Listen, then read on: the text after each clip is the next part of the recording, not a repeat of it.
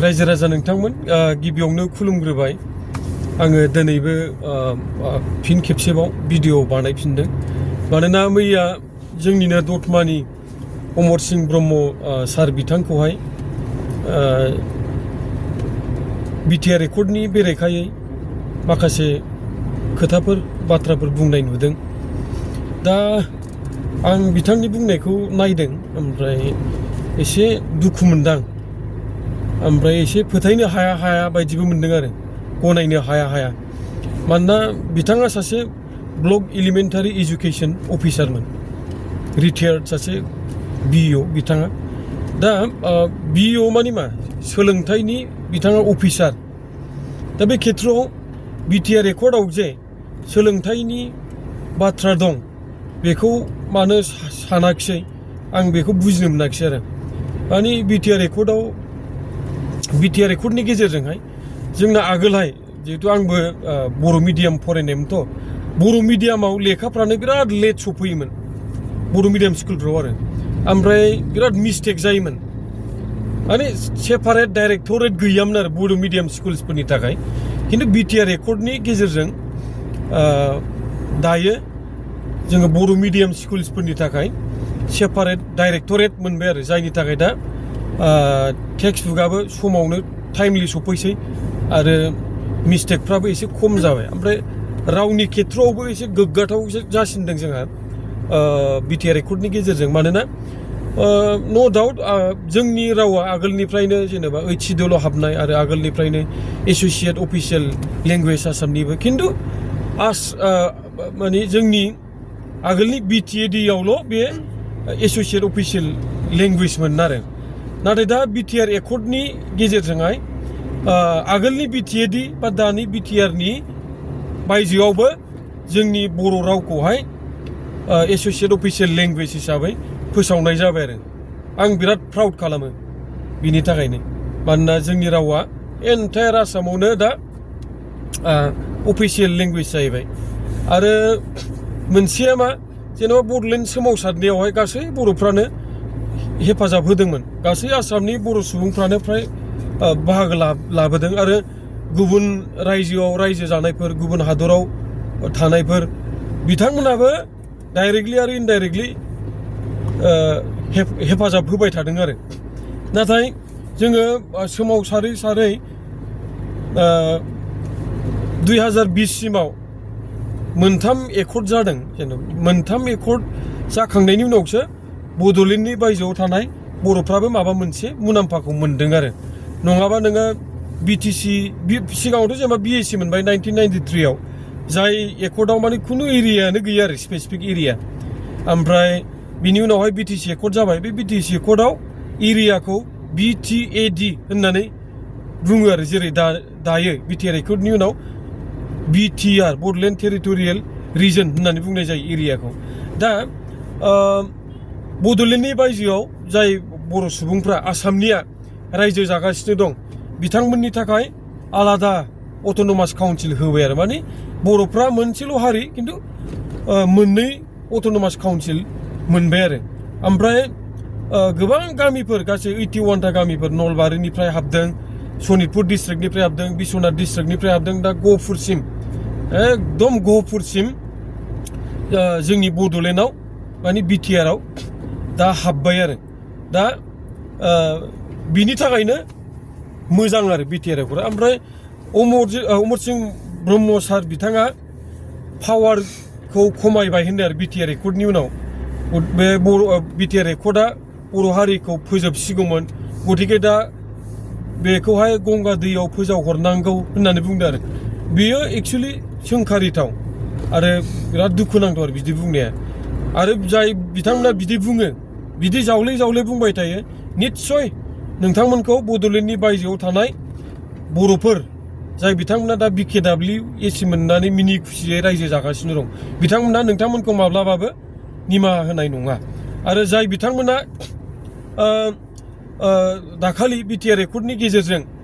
जे जोंनि जायगायाव जोंनि बड'लेण्डआव जे गोदानै हाबफैबाय बिथांमोनाबो नोंथांमोनखौहाय जुदि बिटिआर एकर्डखौ नेवसिबाय थायोब्ला नोंथांमोनखौ निमाहा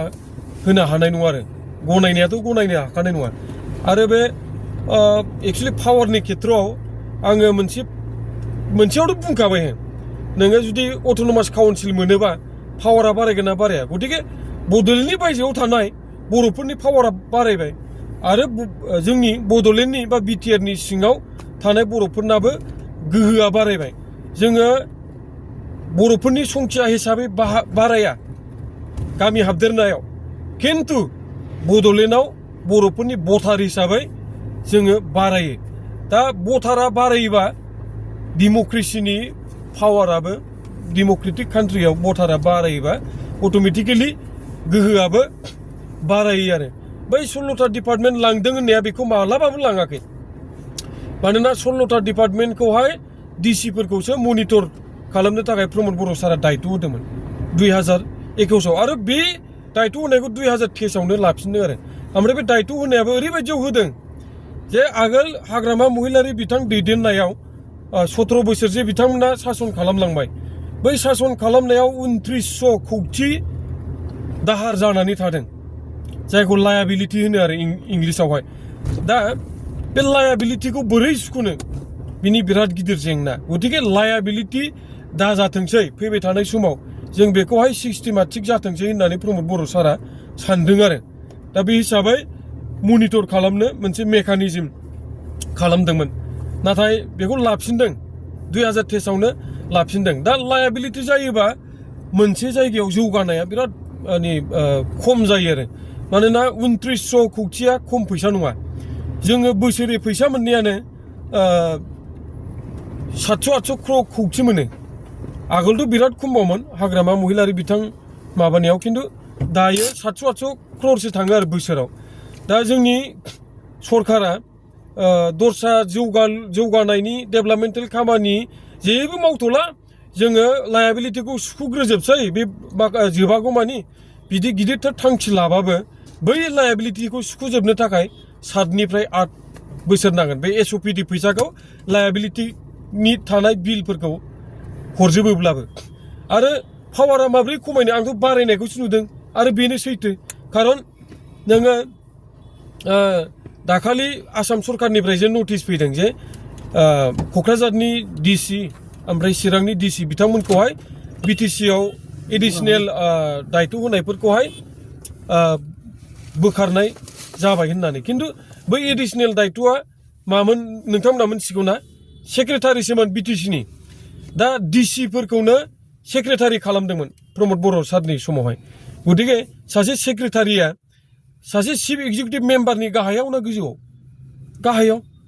अब्ला बबे पावारा खमायनाय जाखो आरो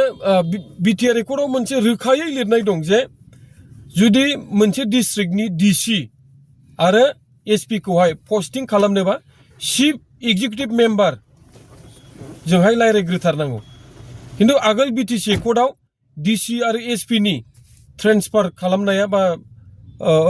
बिसिनि पस्टिं खालामनायावहाय बिटिसिनि चिफआ जेबो खामानि गैयामोन आरो नाथाय दा बिटिआर रेकर्डनि गेजेरजोंहाय जोङो बै डिसि आरो एसपिफोरखौ पस्टिंआव खालामनोब्ला चिफ एक्जिकिउटिभ मेम्बारजोंहाय रायज्लायग्रोथारनांगौ गतिके बे पावारा बारायनायसो खमायनाय नङा गतिके बिटिआर रेकर्डआ बर'फोरखौहाय दंस' खालामनाय नङा बर'फोरनि गोहोखौ बारायनानैसो होदों मानोना आं एसे सामारिसो खालामफिनबावनाय जानोसै नै बड'लेण्डनि बायजोआव बर'फ्रा अट'नमास काउन्सिल मोनबाय अब्ला बे पावारा बारायगोन ना बारायाखै बड'लेण्डआवबो माखासे थाबोनाय गामिफ्रा हाबबाय आरो गोबाङानो हाबबावगोन बर'फ्रा जोंनि बड'लेण्डआव बिटिआरआव बांगोन आरो बाङाखै बांनाया गोहोखौ बारायहोगोन ना बारायहोआ आरो मोनसे गोनांथार खोथाया बेबो जे जोंनि ओनसोलावहाय बिराद असान्ति दंमोन माने माला मा जागोन जों मिथियामोन दावराव जाबाय थायोमोन दावरावआनो जोंना मोनथाम रोखोममोन जोङो बर'जों बर'बो बुलायोमोन बर'जों गुबुन हारिफोरजोंबो जों बुलायनो गोनां जायोमोन आरो जोंनि आइजें लाग्रा बिथांमोन आरो भारत सरकारनि आरो आसाम सरकारनि रौनियाफोरनि गेजेरावबो दाङाबाजि जाबाय थायोमोन आरो जायनि थाखाय जोङो सान्थि थासारिखौनो मोनामोन दा बे सान्थि थासारियाथ'